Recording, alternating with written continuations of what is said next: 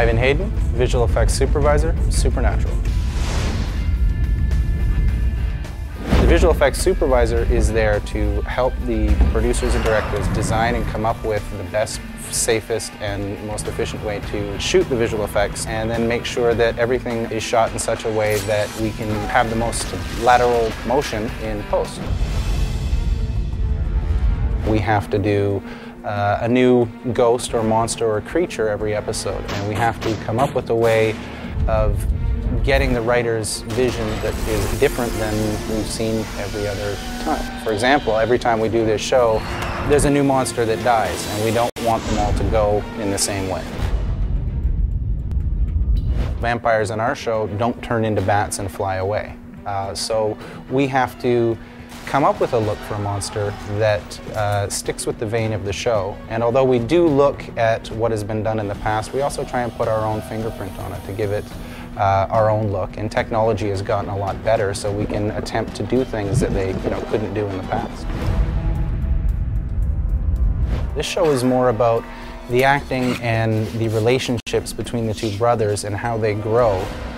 And the supernatural is sort of the engine that takes it. It shouldn't overpower what the boys are doing and what the boys are becoming. So our effects are there to enhance the danger and the drama, but not to detract from the wonderful acting that both Jared and Jensen do on every episode. Every episode that we look at, there are the effects that we planned on doing, and then we look at the show and we look at the cuts around what we're doing, and sometimes we'll say, hey, you know what, it would be really cool if we made that guy's hand twitch. You know, he's a dead corpse and he's just laying there, but sort of in the background, wouldn't it be neat if his finger was twitching a little bit?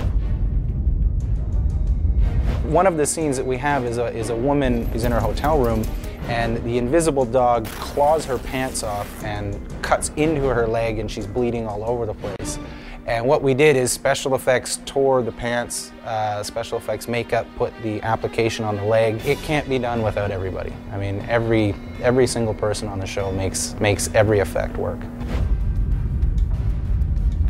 Every single episode we have to do something else, and it's like playing. It's, you know, every day it's like being a kid. You get to pretend. You're like, hey, wouldn't it be cool if the werewolf and its mouth sort of went this way? It's a lot of fun.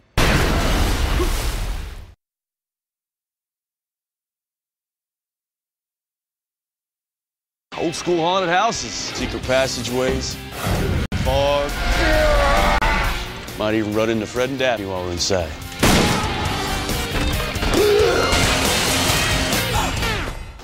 Daphne.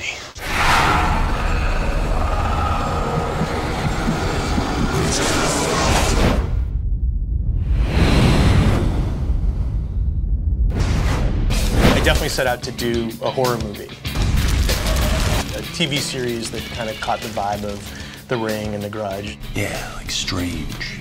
You know, one of the rules of the show is that we don't invent anything. Every story we tell in every episode is based on like a real piece of folklore. There's 100 different legends on The Walking Dead, but they all have different methods for killing them. Some say setting them on fire, feeding their hearts to wild dogs. That's my personal favorite. Action! That showed up on the first day of work with like 80 of these just little one-liners of what episodes could be, just pulled from just this real-life folklore across the country, you know, like killer clowns and arm ripped off, and you know, all these the licked hand. Yeah, the licked hand. That's one of my favorites. That's a fun show to work on because you don't sit around like banging your head against a wall. You just start doing research, and the homework is cool. I mean, all the ghost stories and stuff. It's an invisible killer. My favorite kind. What do you think, Scully? Want to check it out? I'm not Scully, you're Scully. No, I'm Mulder. You're a redheaded woman. We'll pull from old and new horror movies that we love and scenes that we knew, and that'll be a seed for an episode, and then we'll start kicking it around and what the Winchester version of it is. We can't stay here. We gotta get out of here somewhere. Let people know what's coming. Yeah, that's a good point. Night of the Living Dead didn't exactly end pretty. We're going to take vampires and do what other movies and shows have done with vampires. We were working on a werewolf idea, and it's how is it ours? What's different about it? What makes it a supernatural monster, not one you would see on something else? So they all have their origins in real lore, but then we run with it. 157 names? We gotta narrow that down. Yeah. Or else we're gonna be digging up a hell of a lot of stiffs. Herman Webster Mudgett? Wasn't that H.H. Holmes' real name? The term multi-murderer. They coined it to describe Holmes. He was America's first serial killer. What's great about these urban legends is they're all designed to have like these shocking twists at the end. The escape psychotic with the hook for a hand. I just love that. You know, where the boyfriend disappears and the girl's in the car and she hears the scratching on the roof of the car and she's all freaked out and then she finally escapes the car and turns around and the boyfriend's hanging upside down dead, scratching against the car. And we actually turned that into an episode, which I was really happy about. That's a classic. Bloody Mary, for me, like always scared the crap out of me. You'd go in the bathroom and turn out the lights, say Bloody Mary in the mirror, and she'd claws your eyes out. For my money, that episode was really scary. It's like a gross joke, basically. It's the same pattern. It's set up and then punchline. And that really lends itself dramatically, you know, to a really satisfying show because you get to have these fun little twists that are like gross or shocking or scary or disturbing, and it really works out well. I'd say we've officially crossed over into weird. Here we go. And action. We're telling episodes this season that are philosophical, wildly structured, and we're telling episodes that are going to be just straight comedies. Awesome. You know, one episode can be angsty, the next can be scary as hell, the other one can be funny, the other one can be a romance, and you can just keep hopscotching in genres and form. Los Angeles, California. What's in L.A.? Young girl's been kidnapped by an evil cult. Yeah? Girl got a name? Katie Holmes. Once we sort of settle on what the monster is or the creature or the spirit. I think I know what we're dealing with here. It's a Stay Puft Marshmallow Man. Beyond that, what's the story about? Right. And what is the personal story about, and how does this spirit, creature, monster affect our boys? So we always try to make the stories a little deeper. I'm one of them. No, you're not. Dean, the demon said he had plans for me and children like me. Yeah? Yeah, maybe this is his plan. Maybe we're all a bunch of psychic freaks. Maybe we're all supposed to be... What, killers? Yeah. So the demon wants you out there killing with your minds, is that it? Well, give me a break. You're not a murderer, Sam. You don't have it in your bones. No. Last I checked, I kill all kinds of things. And those things were asking for it. It's a difference. You have a show that's about like good and evil and faith and destiny and life and death. And it's like the real big issues. The show's core is sort of the emotion of the brothers. And you know, what we always say in the writer's room is, you know, everything is family. Whenever we're in a dead end or we can't figure out, we're like, okay, well, it's a family show. What's the family version of this and how to make that work? Before Dad died, he told me something.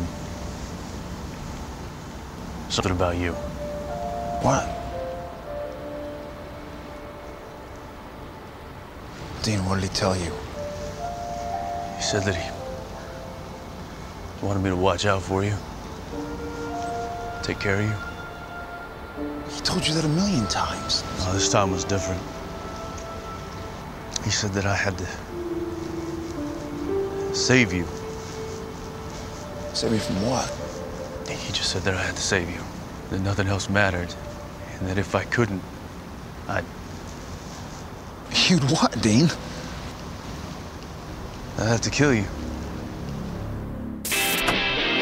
Most hour shows have a 7-day prep, but this show can't handle a 7-day prep. If they're not prepping before 7 days, we're in trouble because of all the visual effects and special effects.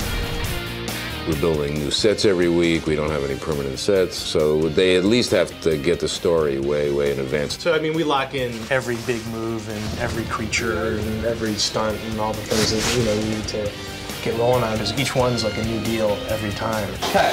And that's hard. I mean, because that takes, like, you know, research and development from the effects guys and what's it going to look like and how are they going to make that work, and, you know, everyone just, you know, just bust their ass just trying to get that done every week. Get down! I do sometimes read the fan stuff, and when people say, oh, that was so scary, or that clown was terrifying, I get a kick out of it. It's great. It's exciting to you know, leave people with images that stick with them. It's a way to have a roller coaster ride and survive it. That's how things roll around here at Supernatural. Our lives are weird, man. You telling me?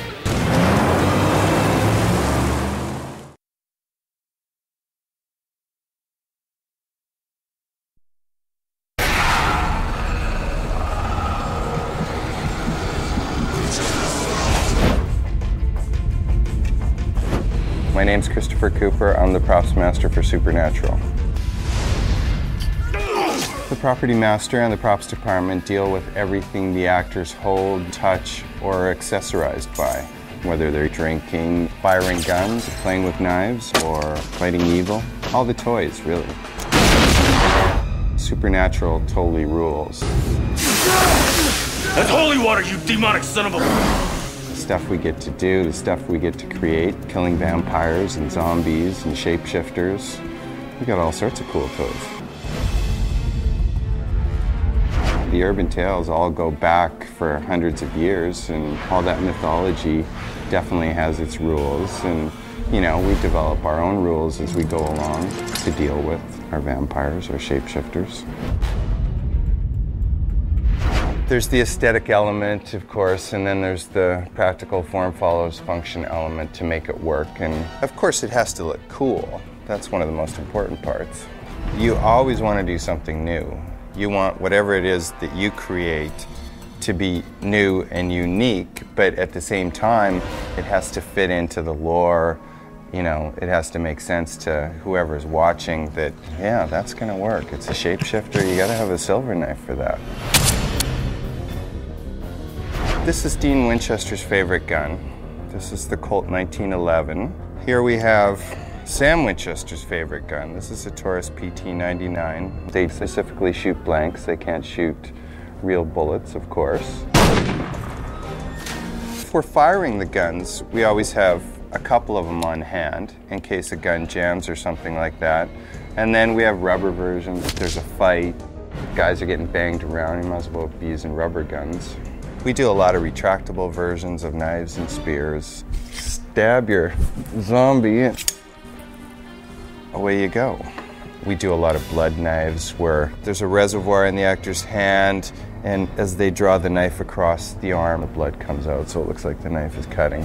Every good hunter needs an EMF detector, electromagnetic frequency detector. We've also got the alien probe here. And I'll just leave that one alone. Jensen and Jared are phenomenal guys to work with. They're into doing absolutely everything. The producers, the director, the production designer, our art department is absolutely amazing what they can do and what they create, because they help design these things and then, you know, I make them come to life.